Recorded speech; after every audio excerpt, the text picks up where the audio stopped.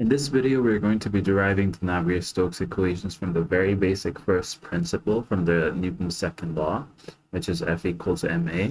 So consider that we have any surface or which we have any kind of flow. And what I want to do is I want to take an element here. Let's say it's a differential element. So I've got this differential cubic element here, very small in size, infinitesimal in size. And for this differential element, then if I want to write down the Newton's second law, it would be that the forces that act on this differential element, so the differential forces that act on this differential element are going to be equal to the differential mass times acceleration. So now the first step is going to be that we're going to look at this left-hand side of the equation, and we're going to look at the force term, how we can define these force terms. What I'm going to do is I'm going to restrict myself to defining these types of forces as only two types of forces, body forces and surface forces. I'm not looking at any electromagnetic forces or anything like that. So let me just define what these forces are going to be. The body forces are the one that are present because of the differential element itself. So that means, for example, the weight of this differential element. And if I want to write down F equals ma for the weight of the differential element, it would be, let me just indicate this by subscript B. So then I could write this as m, which is my differential mass, into the gravitational constant g.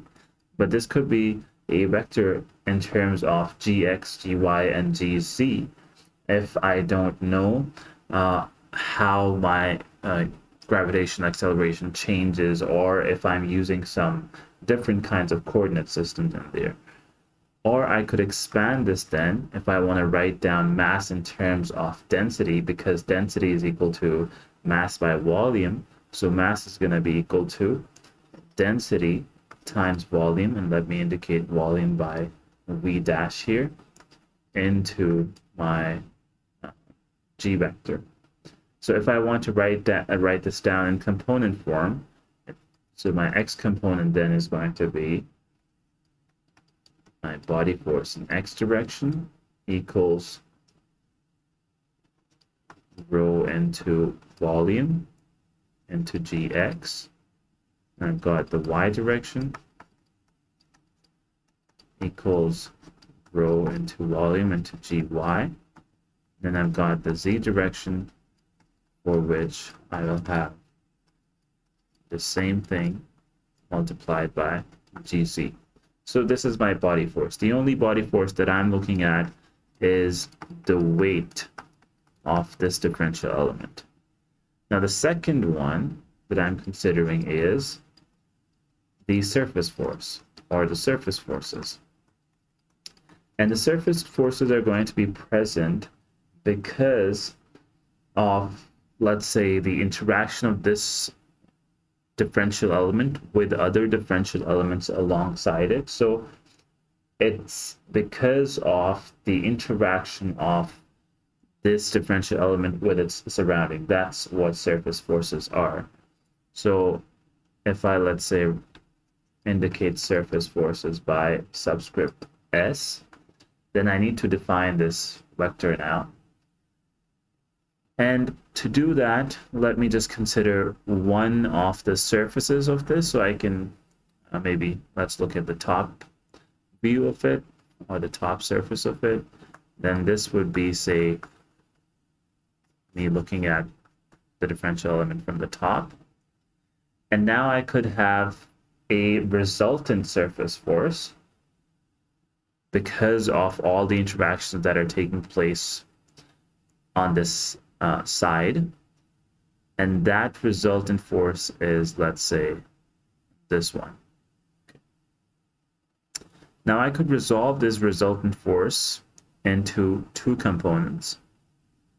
The first one is going to be this vertical component, and the second one is going to be this horizontal component, right? So I've got this component over here, which is the vertical component, which is normal to this area, right? So I could call this my normal surface force. Let me just represent it by subscript n. And then I've got this horizontal component here, but it's not on the axis. And what I mean is if I have, let's say, one axis here and the other axis through here,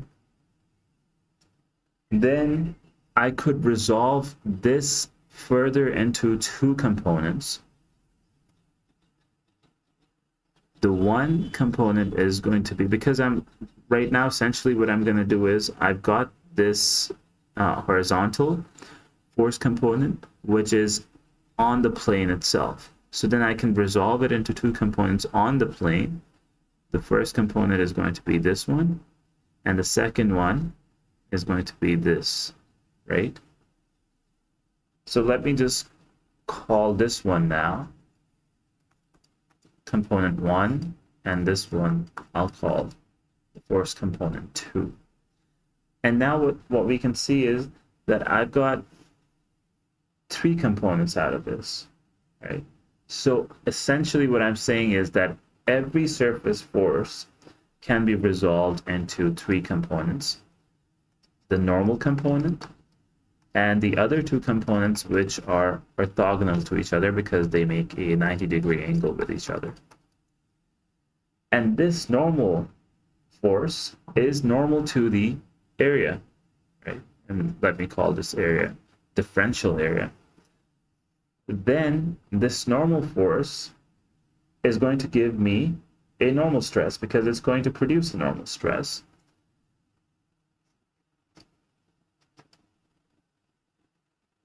So if I want to write this down in terms of the normal stress, then my normal stress is going to be force by area, limit applied to it, where the differential area A approaches 0. So that means this is an infinitesimal area, right?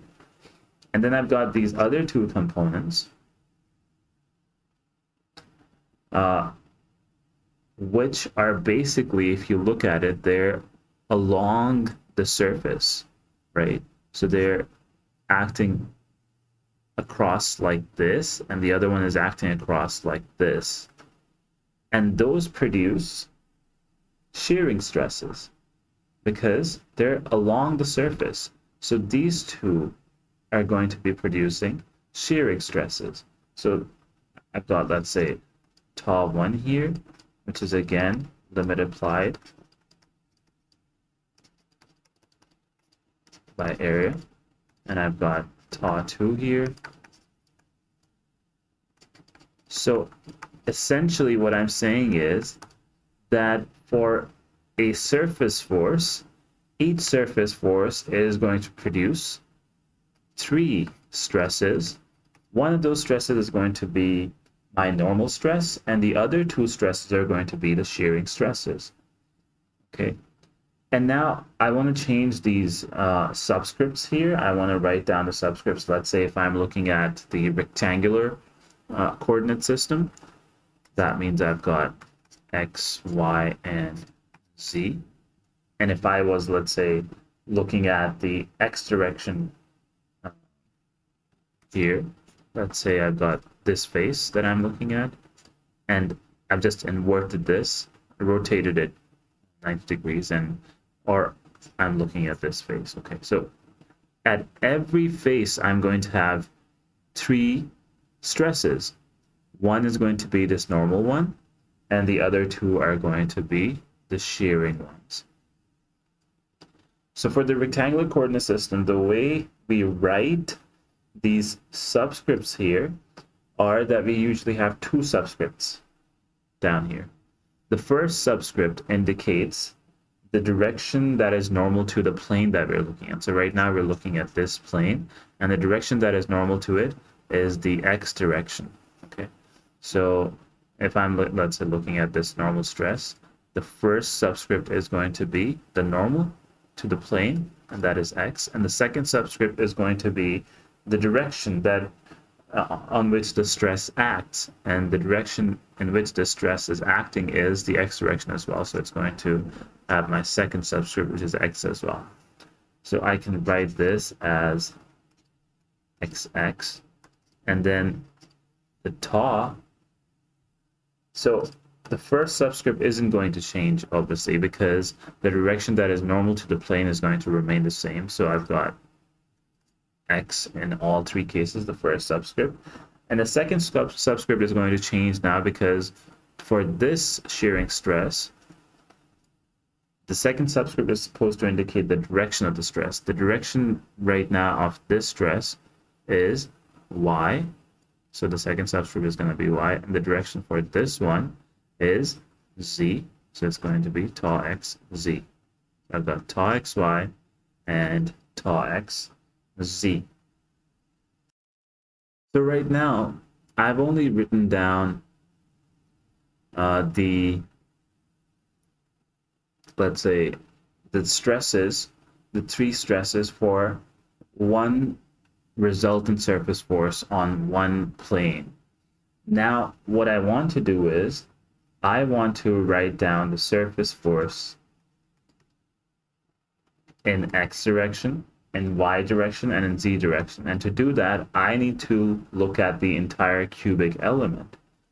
And let's just expand that cubic element. So let's say we've got this cubic element.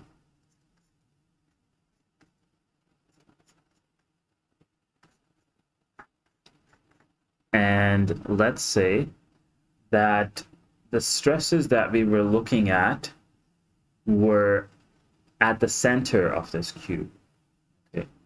So what that means is that I've got this normal stress sigma xx at the center. So I need to find out the stresses at the faces now, right?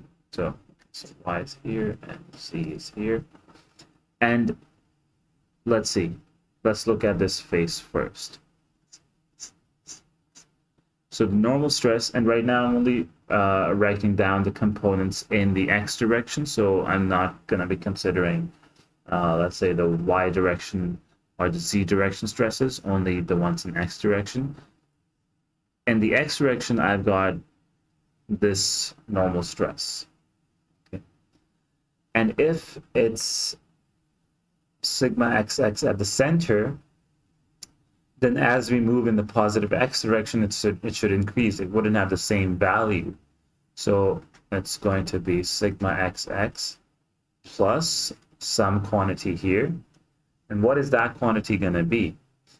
Because we're moving in x direction, so the change that takes place in sigma xx as we move in this x direction. And the sigma xx could be dependent on x, it could be dependent on y, it could be dependent on z. So essentially what I'm saying is that I could write it in terms of the partial derivative, that as we move in the x direction, plus it's going to be the change in the normal stress that takes place as we change in the x direction. Okay. And now how much change has taken place in the x direction? If this entire thing is, let's say, delta x. Okay. So if this entire thing is delta x, then from the center to this plane, we've only moved delta x by 2. So it's going to be multiplied with delta x by 2. And that is going to be my normal stress at this plane. Okay. And if I want to write it down, because right now it's a stress, to write it in terms of a force, it should be multiplied by area, because area moves to the other side. So the area of this plane is going to be So let's say that I've got this dimension, which is delta y, and I've got this dimension, which is delta z. So the area of this plane is delta y, delta z. So I multiply this by delta y, delta z. Okay. Just like this, on the opposite face, which is this one, I would have to do the same kind of manipulation, which is that I will have to move in the negative x direction and see the change that takes place in the normal stress as we move in the x direction. And how much have we moved from the center? Again, we moved delta x by 2. And again, it's going to be multiplied with the area, which is going to be delta y, delta z.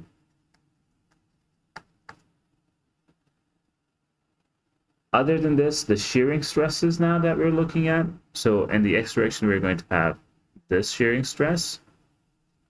And this shearing stress, again, if it was, let's say, the normal to the plane is it's y, and the stress is in x direction. So it's tau yz is yx that we're looking at.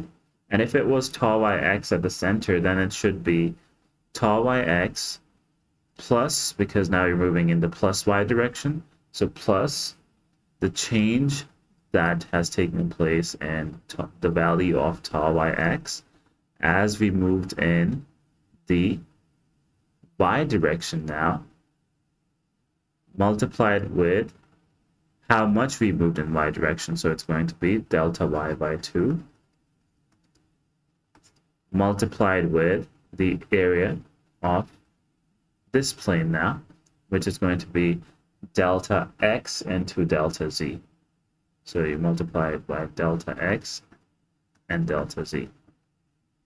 And just like that, we can look at the one on this face. And the one on this face is going to be, the normal is z, and the stress is in x direction, so it's going to be tau zx. And because we're moving in the positive x direction, so it's going to be change that takes place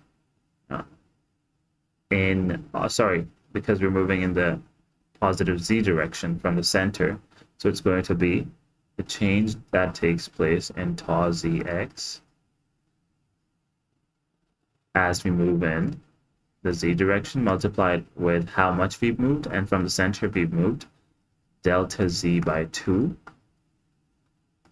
multiplied with the area of this face, which is going to be delta x into delta y. Okay. And then we could have the same on the other two faces. So let me just write down what our surface forces in x direction are going to be. I've got normal stresses, which I can write down here.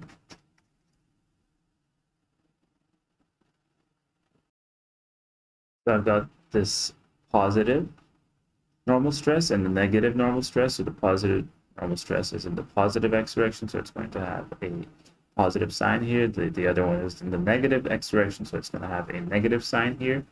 And then I can also write down the shear stresses now. So plus the tau yx component, which is this one.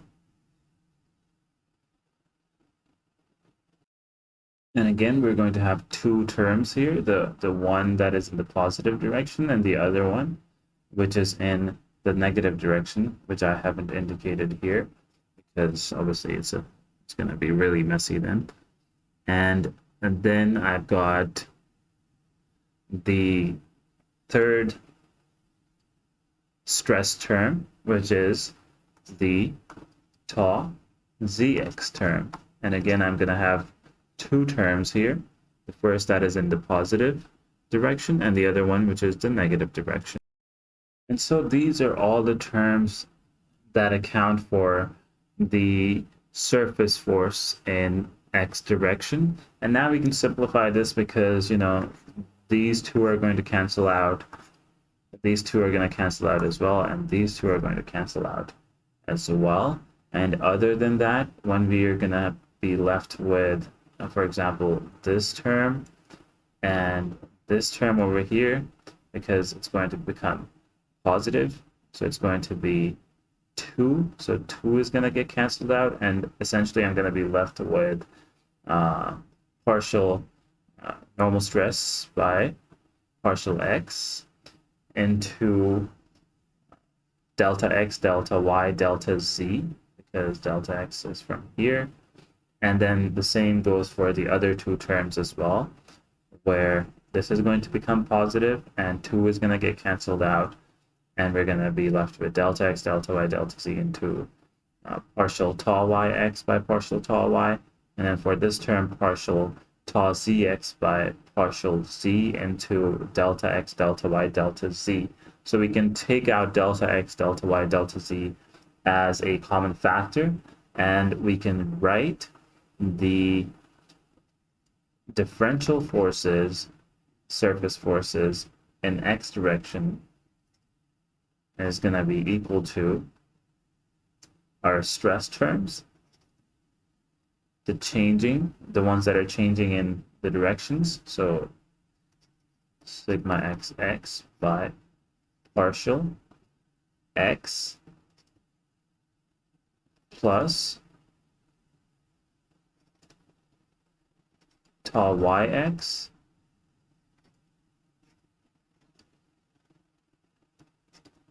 by partial y plus tau zx by partial z, and this entire thing multiplied with delta x, delta y, delta z. Okay, so this is our equation for the surface forces in x direction. And why are we doing this? Because obviously we did this here in x direction, y direction, and z direction. So if we've written this down for x direction, then we could write it down the same thing for the y direction and for the z direction as well. So let me just make some space and write it. And just like the surface force in x direction, I can write the surface force in the y direction, where obviously the normal stress is going to be in the direction y. And then I could write the same thing for the z direction. These are my surface forces, and I've already written down the body forces, so I can write them down here again. And the body force in x direction was equal to density times volume times gx. And the volume for the cube is essentially going to be the 3 dimensions multiplied together. So it's going to be multiplied with delta x, delta y, delta z into gx. And I can write the same thing for the y direction and the z direction.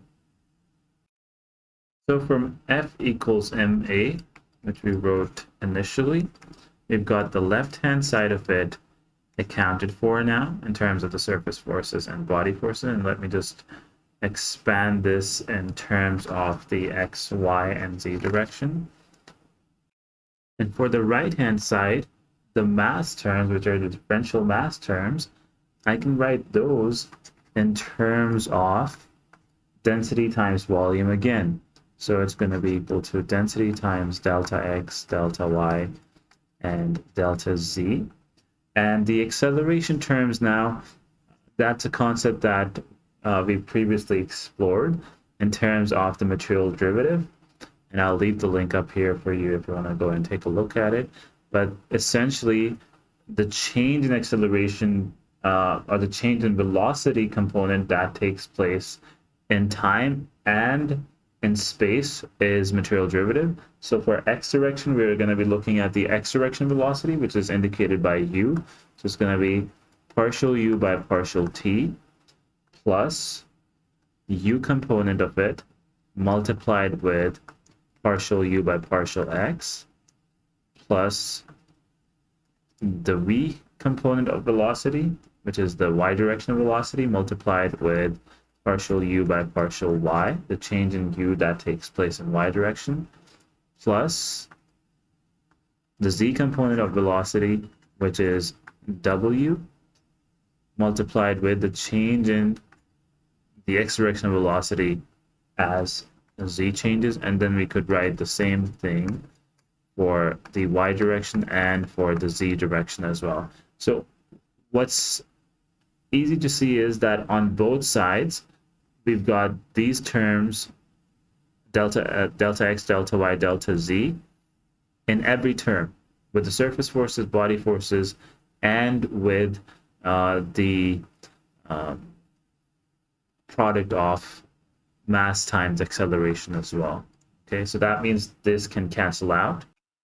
And so if I'm looking at this x direction, then from the left-hand side for the body force term, if this is going to cancel out, I'm going to be left with rho gx plus, from this term here, this is going to cancel out. So I'm going to be left with partial sigma xx by x plus partial tau yx by partial y plus partial tau zx by partial z. And this is going to be equal to the right-hand side now, where this is going to cancel out. So the mass term is going to be rho into the acceleration term, which is going to be partial u by partial t plus u partial u by x plus v partial u by y plus w partial u by partial z. And I could write the same thing in the y direction and in the z direction as well. So that means we've got these three equations now, and these three equations are known as the general equations of motion. And because they're, so general that they've got the stress terms in them, so they can be theoretically applicable to not only fluids, but also solids as well, because they're the general equations of motion. But they're too complicated to solve. We can't really solve them because we've got three equations here essentially, but we've got the velocity terms here, so three velocity terms here, and then three stress terms here as well for just one equation.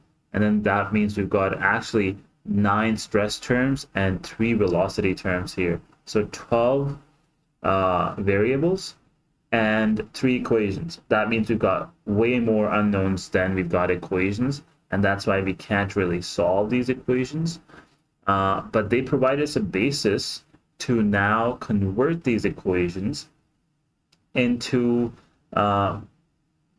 being applicable to more general cases. So, for example, if we're talking about excluding the effects of viscosity, that means the shearing stresses are going to be negligible. So the tau values are going to be 0. That's going to simplify these equations for us then.